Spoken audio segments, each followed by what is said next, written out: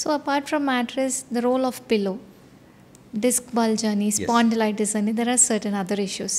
So వాటికి పిల్లోకి చాలా మంచి క్వశ్చన్ అడిగారు. This been the burning topic for everybody. ఇప్పుడు మనం లైక్ ఎ సెడ్ అగైన్, మన బాడీ స్ట్రైట్గా లేదు.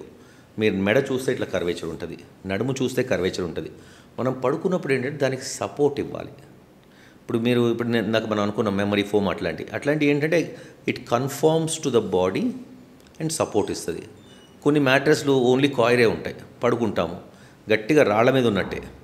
సో నా సజెషన్ ఏంటంటే వెళ్ళకి ఇలాగే ఫేసింగ్ ద స్కై అట్లా పడుకున్నట్టు మెడ వెనకాల కొంచెం షేప్ ఉంటుంది కదా, either a small pillow or a roll towel. అస్సలు ఏం లేకుండా ఉండకూడదు. అది కూడా చాలామంది చెప్తారు పిల్లో వేసుకోకూడదు, తప్పని.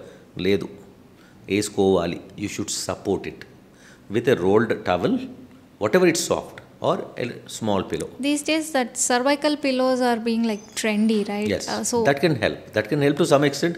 దాంట్లో కూడా ఒకటి ఫాల్ట్ ఏంటంటే ఇప్పుడు వాళ్ళు ఒకవైపు లావుగిస్తారు, ఒకవైపు సన్నగిస్తారు.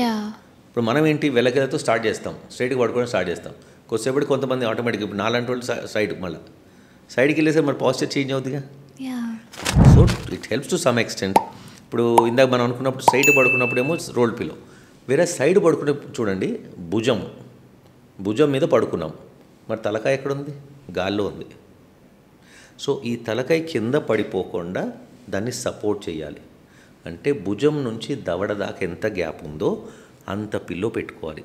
మినిమం ఒక big size pillow or 2 small pillows, then you are well supported. మెడ నొప్పులు రావు.